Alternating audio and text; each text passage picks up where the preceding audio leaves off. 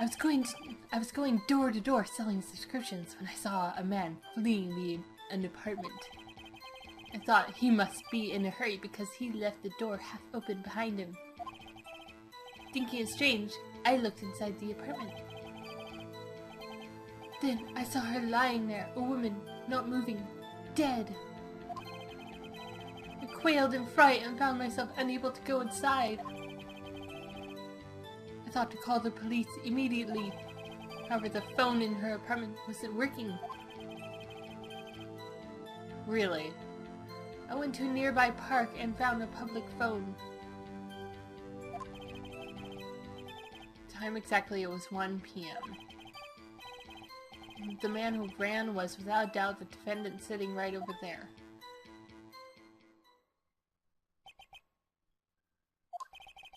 Larry, why didn't you tell the truth? I can't defend you against a testimony like that. Incidentally, why wasn't the phone in the victim's apartment working? At the time of the murder, there was a blackout in the building. Yeah, no kidding. Some cordless phones do not function normally, okay? I don't even know, because I have a cell phone. Cell phones work all the time. Unless you're out of service. Or out of range of service. The phone that Mr. Sawit used was one of those. Your Honor, the record of the blackout for your pleasure. Blackout record added to the court record. Okay. Now, Mr. Wright. Yes. Yes, Your Honor. You may begin your cross-examination. Oh boy, here we go. Cross-examination, Your Honor? Alright, right. This is it. The real deal. What exactly am I supposed to do? Why, you exposed the lies in the testimony the witness just gave. Lies? What? He was lying? Client is innocent, right? Then that witness must have lied in his testimony. Or is your client really guilty? How do I prove he's not? Yeah, since he's an idiot and he keeps saying things that he really shouldn't be saying. He's letting his emotions get the better of him, man. Compare the witness's testimony to the evidence at hand. There's bound to be a contradiction in there. First, find contradictions between the court record and the witness's testimony. Then, once you found the contradicting evidence, present it and rub it in the witness's face. Okay. So remember, press the witness with the minus button, or by waving the Wii remote. Okay, well, I'll try not to wave the remote. Oh, lordy. Check your facts again with the favorite Hunger Game. This is going to be interesting. Just watch, I'm going to screw it all up. Ah! Okay. I was going door to door selling subscriptions when I saw a man fleeing the apartment. Like, how fast was he going, though? Hold on, I want to take a look. What's to present with? Swing the remote like you're presenting evidence to do just that. Okay. He said...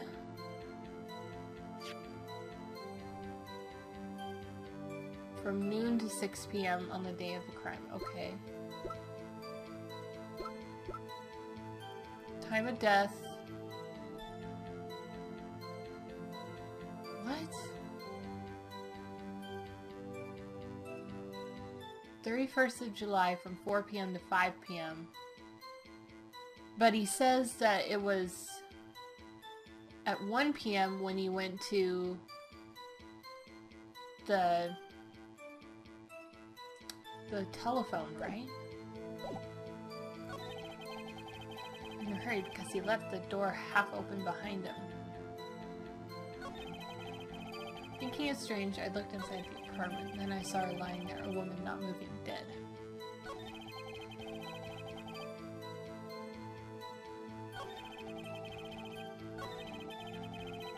Unable to go inside would be going into the apartment to try to use the telephone.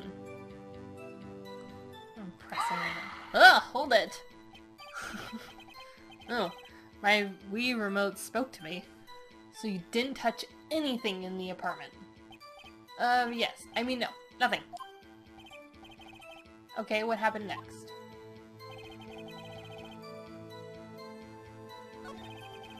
The phone in her apartment... Go back! Hold it! The phone in her apartment wasn't working. Yes, I mean, no. No, it wasn't. Right. But you said you didn't go into the apartment, or did you? Oh, that. I can explain that.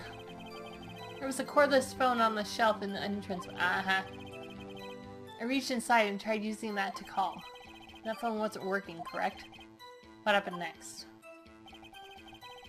Mm-hmm. Right. Let's see.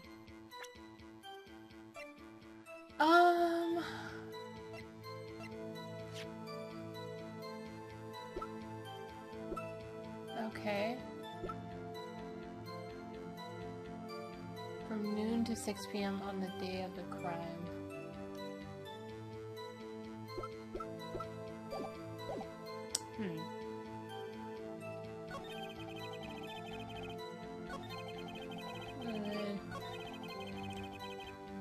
Lies!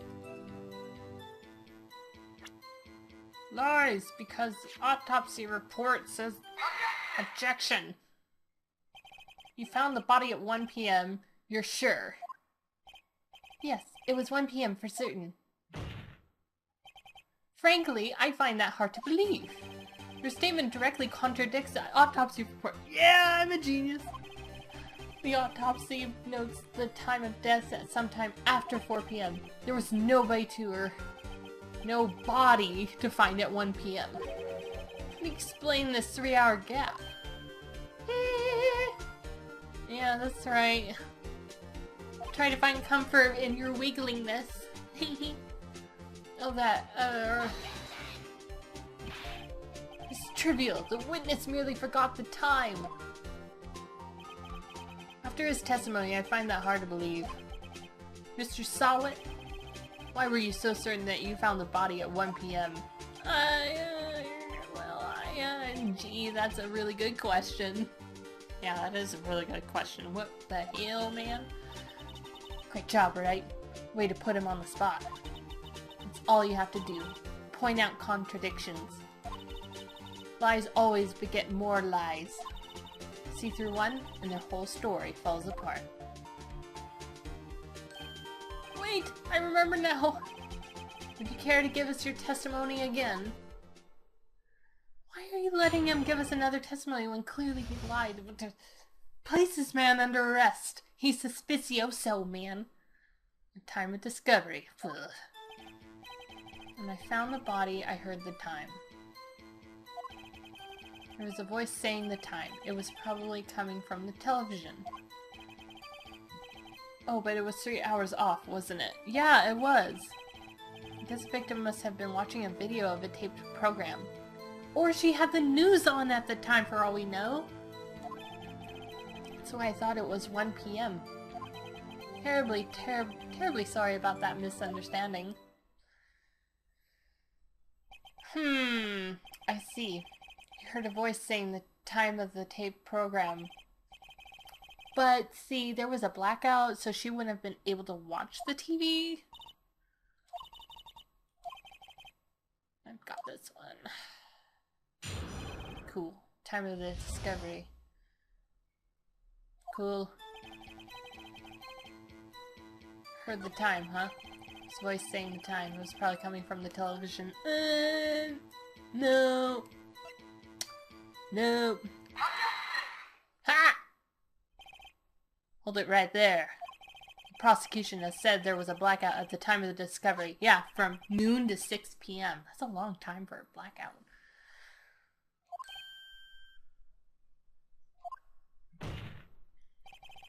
You couldn't have heard a television or a video. Yeah. Well, the defense has a point. Do you have an explanation for this, Mr. Sawit? What kind of witness are you? Oh, that's right, because you're the murderer! We all know it as an audience. You did it. Wait. Wait, does he have a hairpiece on? Whatever, man. Whatever makes you feel comfortable. The court would prefer to hear an accurate testimony from the very beginning. These constant corrections are harming your credibility. That, and you seem rather distraught. My apologies, Your Honor. It must have been the shock of finding the body. It must have been the shock of murdering the person. Poor Cindy. Let's hear your testimony once more, please. No! Why are you giving this guy extra chances, man? I didn't hear at the time. I saw it. There's a table clock in the apartment. There was a table clock in the apartment, wasn't there? Yeah, the murder weapon. The killer used it to hit the victim. That must have been what I saw. You saw a clock. I guess that would explain it. The defense may cross-examine the witness. Gladly. Alright, let me read this again. Pretty sure it has something to do with the statue, but I didn't hear the time I saw it. There was a table clock in the apartment, wasn't there? Yeah, the murder weapon. The killer used it to hit the victim.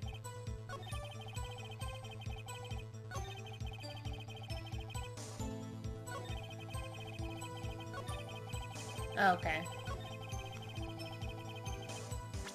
Alrighty then. Statue in the shape of the thinker. Yeah. There's no clock on this. It wasn't a clock, it was the statue. Now how is this supposed to be a clock? You with your objections and your evidence, just who do you think you are? I'm Phoenix Wright, Ace Attorney. Just answer the question, Mr. Sawit.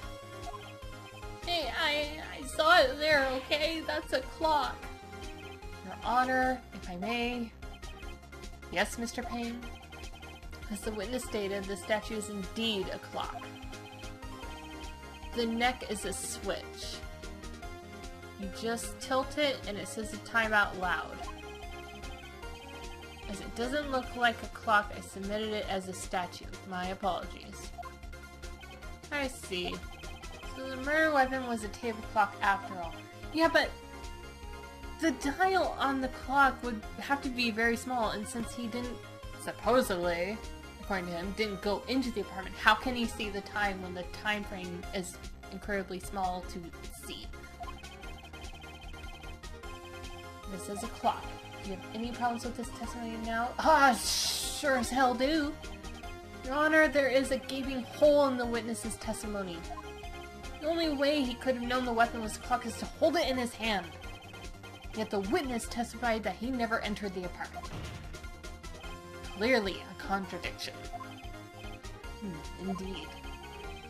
The witness knew it was a clock because he...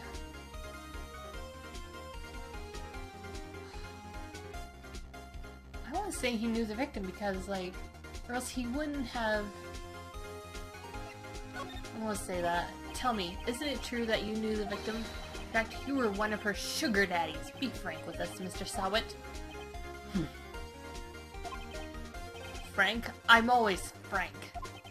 Your Honor, we have complete records of the victim's relationships. Mr. Frank Sawit does not appear anywhere. Huh? Oh, really?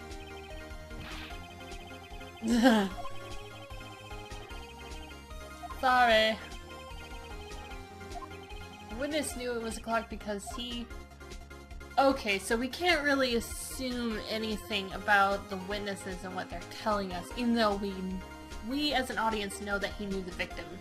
But all that we know so far is that he went into the apartment. You're lying. You were inside the apartment on the day of the murder. Oh yeah? Prove it. Prove I went in there. I'll do better than that. I can prove you were the one who killed her. Wow, that's one Not exactly a smile, but his mouth was very interesting. Very weird. You struck her with the clock, and the shock of the blow triggered the clock's voice. That was a sound you heard. And he's incredibly short, too. Order in the court! Intriguing. Please continue, Mr. Wright. Yes, Your Honor. Mr. Sawit? The sound must have left quite an impression on you. It's true. Since the murder weapon spoke just as you hit the victim. That voice was burned into your mind. That's why you were so certain about the time. What's the meaning of this? This is all baseless conjecture. Baseless? Just look at the witness's face.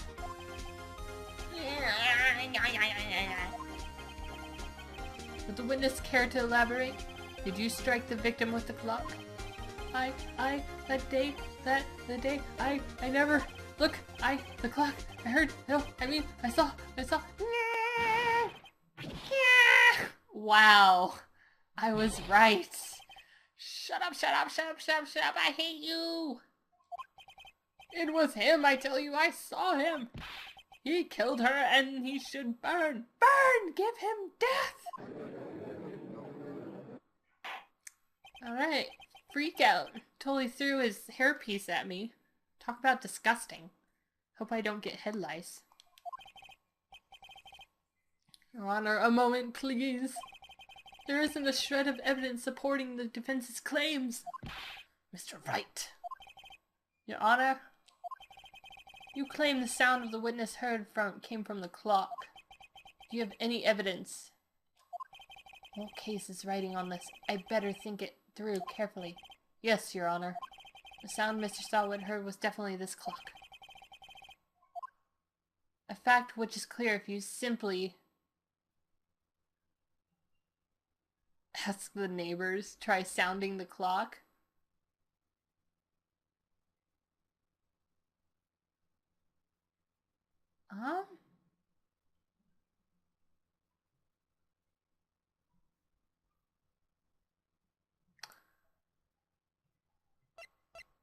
I want to say try sounding the clock. Let's sound the clock now, here, in this court. Your Honor, may I have the clock?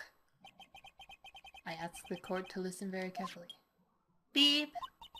I think it's 8:25? Oh, that's genius, the thinker. That certainly is a strange way to announce the time. Well, he is the thinker after all. So, we've heard the clock. What are your conclusions, Mr. Wright? Mr. Payne, can you tell me what time it is now? It's 11:25. Oh, so the clock was 3 hours off.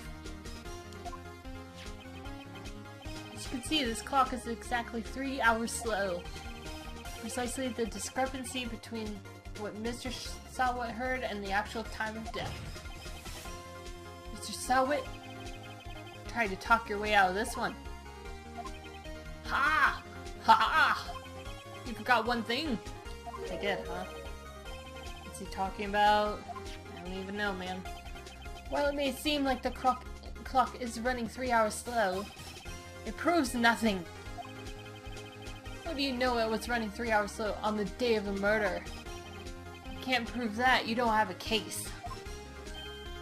This is true. How am I going to prove that? Damn it, I was so close.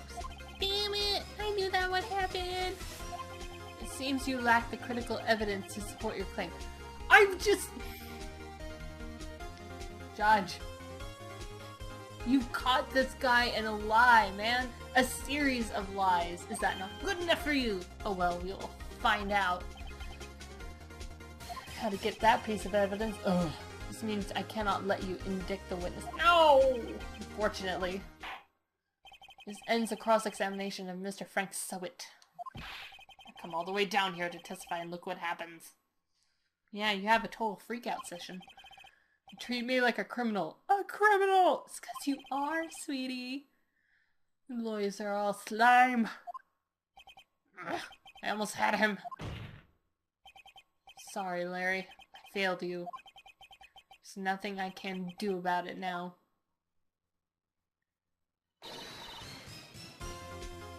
Not so fast, Mr. Sowit.